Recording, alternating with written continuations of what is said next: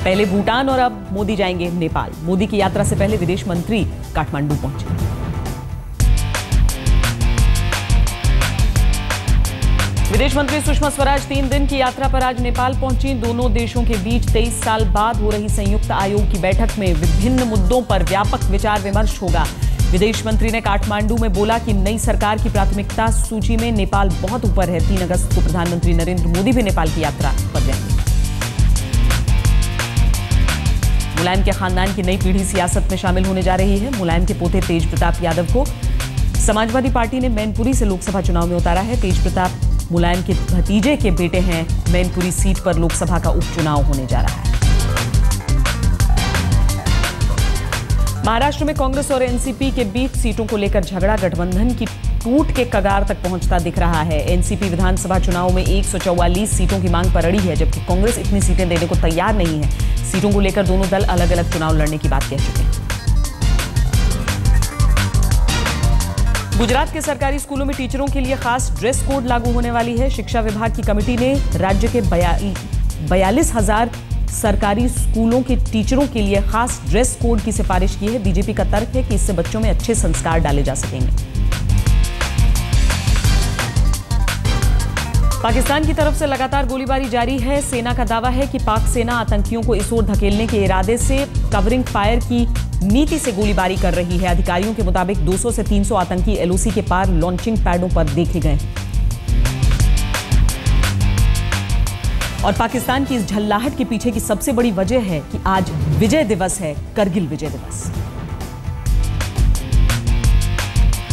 1999 में करगिल युद्ध में भारत की जीत के आज 15 साल पूरे हुए हैं। देश के शहीद सपूतों को सेना ने याद किया। प्रधानमंत्री नरेंद्र मोदी ने भी शहीदों को श्रद्धांजलि दी। करगिल के द्रास में मनाया गया करगिल विजय दिवस।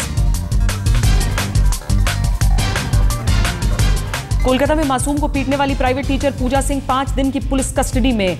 आरोपी टीचर पर 3 साल के बच्चे को बुरी तरह पीटने का मामला है। सीसीटीवी कैमरे में कैद हुई बच्चे को पीटने की ये तस्वीरें।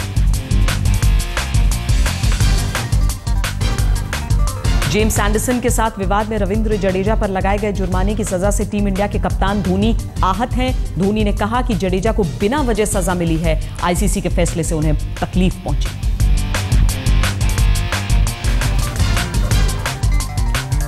ट्रेजेडी किंग दिलीप कुमार के पुश्तैनी घर को पाकिस्तान सरकार ने संरक्षित धरोहर घोषित किया है। पेशावर के किस्सा ख्वानी बाजार में ही दिलीप कुमार का खानदान रहा करता था। यहीं से दिलीप साहब मुंबई आए।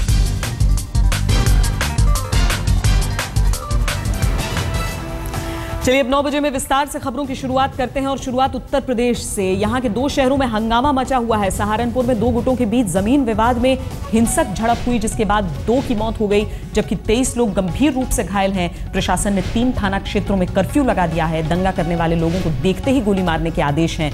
मुख्यमंत्री अखिलेश यादव ने गृह मंत्री राजनाथ सिंह से इस मसले पर फोन पर बातचीत की।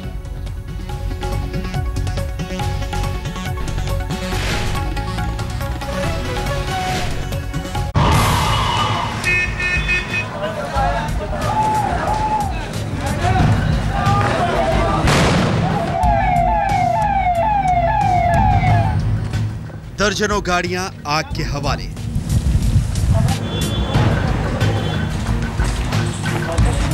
तीस से ज्यादा दुकानें धू धू कर जल गईं। फायर ब्रिगेड के दफ्तर को भी फूंक दिया गया। इलाके में घुसते ही पुलिस और लोगों के बीच झड़प उग्र हो गई। पुलिस पर ईंट पत्थरों से हमले किए गए। हंगामे और बवाल के बीच एक बुजुर्ग पर नजरें टिक गई। इसका सब कुछ उजड़ गया। जलती दुकान के सामने बैठकर अपने सपनों को खाक होते देखने को मजबूर है। बीच बीच में शहर में सायरन बजाती पुलिस की गाड़ियां प्रशासन की मौजूदगी की तस्दीक कर रही हैं। लोगों में सरकार के इकबाल और भरोसे को फिर से कायम करने की कोशिश की जा रही है। एसपी सिटी आ तो गए। 3 थाना क्षेत्रों थाना कुतुबशेर, थाना मंडी और थाना सिटी कोतवाली एरिया में कर्फ्यू लगा। पुलिस चप्पे चप्पे पर तैनात है। आसपास के जिलों से भारी पुलिस बल बुलाकर तैनात कर दिया गया है। हालात को काबू में करने के लिए सीआरपीएफ, आरपीएफ और पीएसी के जवान गश्त कर रहे हैं। गश्त करने वालों में इलाके के सांसद भी हैं। कैमरा देखते ही हंगामे के लिए प्रशासन को जिम्मेदार ठहरा गया। ये प्रशासन की लापरवाही, ये उन गुंडों ने जब अपनी बदमाशी करनी चाहिए तो पुलिस ने क्यों नहीं रोका उन्हें। दोनों गुटों के बीच कई राउंड गोलियां चलने की खबर है। पुलिस ने भी रबर की गोलियों का इस्तेमाल किया। कमिश्नर, डीआईजी समेत कई बड़े अधिकारी मौके पर पहुंच गए। पूरा शहर छावनी में तब्दील है। भरोसे को वापस लाने के लिए फ्लैग मार्च किया जा रहा है।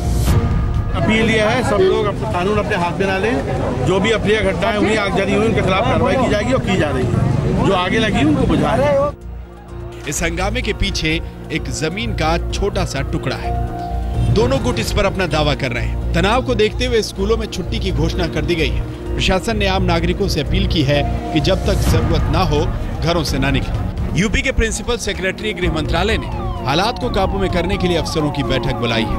अनिल भारद्वाज, सहारनपुर, आज तक। सहारनपुर से मुरादाबाद का रुख करते हैं। वहां कांठ में सियासत गरमा रही है। दरअसल हर पार्टी दूसरी पार्टी पर आरोप लगाती है कि फलां पार्टी राजनीति कर रही है, लेकिन जो भी पार्टी पहुंचती है उसकी मंशा राजनीति ही नजर आती है। सहारनपुर सुलग रहा है, वहीं कांठ में सियासत गर्म है। कांग्रेस और बीजेपी नेताओं को रोकने के लिए उत्तर प्रदेश पुलिस मुस्तैद है। गाजियाबाद दिल्ली की सीमा में कांठ का रुख करने वाले कांग्रेसी नेताओं को हिरासत में लिया गया। वहीं कांठ में मुरादाबाद पुलिस उड़ती चिड़िया के भी पर गिन रही थी। पुलिस की नजर बीजेपी के नेताओं को तलाश रही थी, जो कांठ में घुसने की फिराक में थे।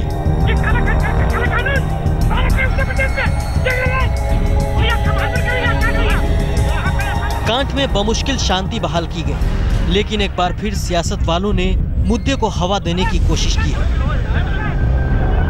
बिगड़े हालात उनकी सियासी फसल के लिए खाद है। बीजेपी कांठ जाने पर अड़ी है, लेकिन पुलिस ने जाने नहीं दिया। बीजेपी के नेता विरोध में मुरादाबाद डीएम दफ्तर के आगे धरने पर बैठ गए। गाजियाबाद पुलिस ने कांग्रेस नेताओं को रोकने के लिए NH-24 पर बैरिकेडिंग लगा दी।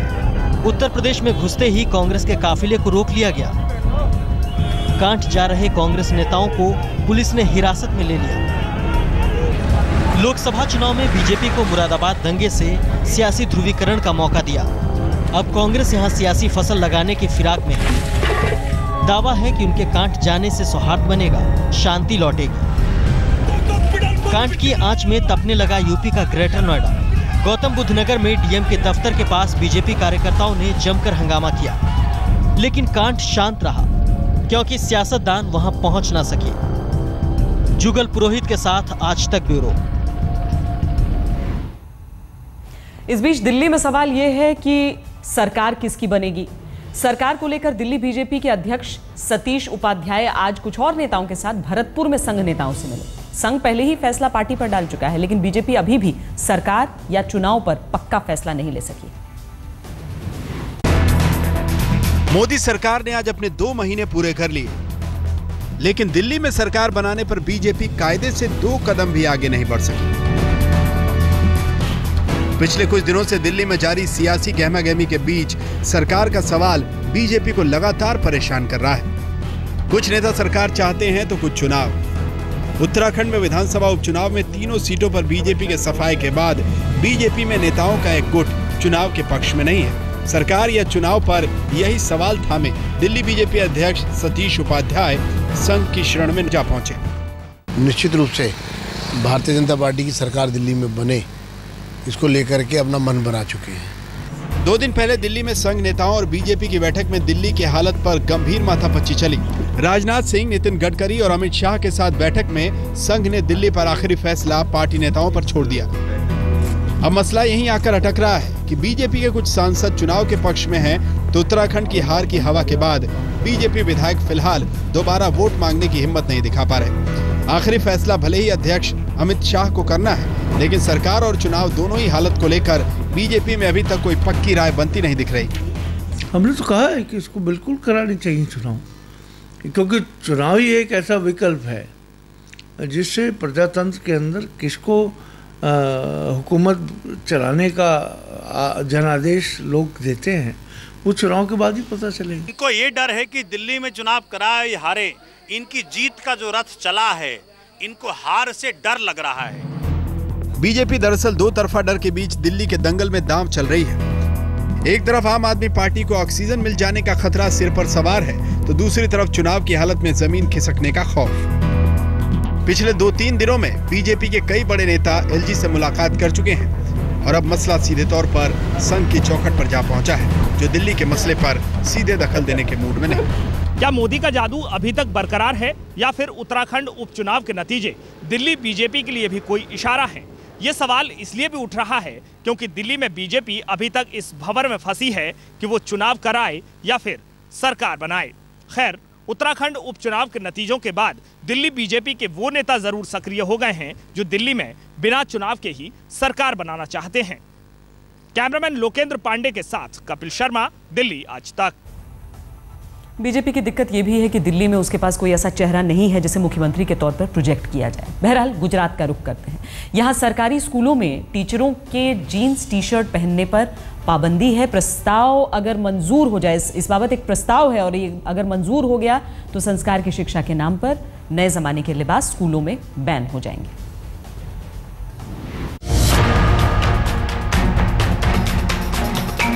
गुजरात के सरकारी स्कूलों में पढ़ने वाले बच्चों में संस्कार भरने का नया फॉर्मूला तैयार हो गया। 2 लाख टीचर स्कूलों में जीन्स और टी शर्ट नहीं पहन सकेंगे। गुजरात में बहुत जल्द पढ़ने और पढ़ाने वाले दोनों अपनी अपनी खास ड्रेस से पहचाने जाएंगे। गुजरात सरकार अपने टीचरों के लिए ड्रेस कोड लाने पर विचार कर रही है। 42,000 सरकारी स्कूल में करीब 2 लाख टीचर सीधे इस फैसले से प्रभावित होंगे। गुजरात सरकार के शिक्षा विभाग की 5 सदस्यों की कमेटी की सिफारिश शिक्षा मंत्रालय में पहुंच गई है। इस कमेटी में जिला शिक्षा अधिकारी के साथ स्कूल बोर्ड के चेयरमैन भी शामिल हैं। इस कमेटी के सुझावों के मुताबिक राज्य के सभी सरकारी स्कूल में पढ़ाने वाले टीचर के लिए खास ड्रेस लागू किया जाए। स्कूल के अंदर टीचरों के जीन्स और टी शर्ट पर सख्त पाबंदी लगाई जाए। टीचरों और स्कूल के बच्चे सीसीटीवी में कैद रहें। इससे दोनों की गतिविधि पर नजर रखी जा सकेगी। दलील ये कि बदलाव बच्चों में अच्छे संस्कार डालने में सहायक होंगे। तर्क ये भी कि इससे स्कूल का माहौल अनुशासन में रहेगा। इसे पहले लागू कर दिया जाता तो न जाने कितने सकारात्मक बदलाव हो जाते। टी शर्ट ये सूट नहीं होता टीचर के व्यवसाय को, तो ये संदर्भ में ये बात रखी उसके अंदर, और वो तो सब ये नम्र सूचन के तौर पर सरकार के सामने रखा है। गुजरात में मुद्दों को तलाशती कांग्रेस को बैठे बिठाए मुद्दा मिल गया। बीजेपी पर शिक्षा के मंदिर में सियासत घोलने का आरोप मढ़ दिया गया। पूरी शिक्षा व्यवस्था में ये भगवा का है। भाजपा अपनी हर क्षेत्र में विफल रही है। शिक्षा क्षेत्र सबसे खराब हुआ है। गुजरात में शिक्षा व्यवस्था ठीक करने की जगह पे ये अपने तिकड़मबाजी कर रहे हैं। सवाल ये उठता है कि देश के लाखों स्कूलों में पढ़ रहे बच्चों को अच्छा संस्कार देने के लिए कपड़ों का कितना महत्व है? क्या अच्छी शिक्षा सिर्फ एक खास तरह के कपड़ों में ही दी जा सकती है? अहमदाबाद से गोपी खांगर के साथ आज तक ब्यूरो। 15 साल पहले आज ही के दिन पाकिस्तान को करगिल इलाके में मुंह की खानी पड़ी थी। लगता है उसी दिन की छटपटाहट है कि एक तरफ पाकिस्तान जहां सीमा पर लगातार फायरिंग करता रहा, वहीं 200 से ज्यादा आतंकी भारत में घुसपैठ को तैयार बैठे। सेना का दावा है कि इस दफा घुसपैठिए कामयाब नहीं होंगे।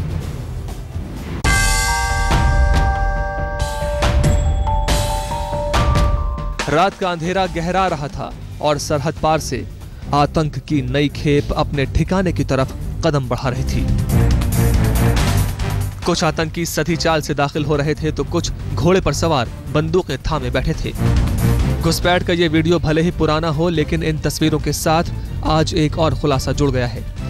पाक अधिकृत कश्मीर में ट्रेनिंग कैंपों में आतंकियों की नई ब्रिगेड को एक्शन में आने का हुक्म मिल चुका है और 200 आतंकियों का ग्रुप कभी भी घुसपैठ के लिए कूच कर सकता है। Whatever available inputs we have is between 150 to 200 or so in various militant camps.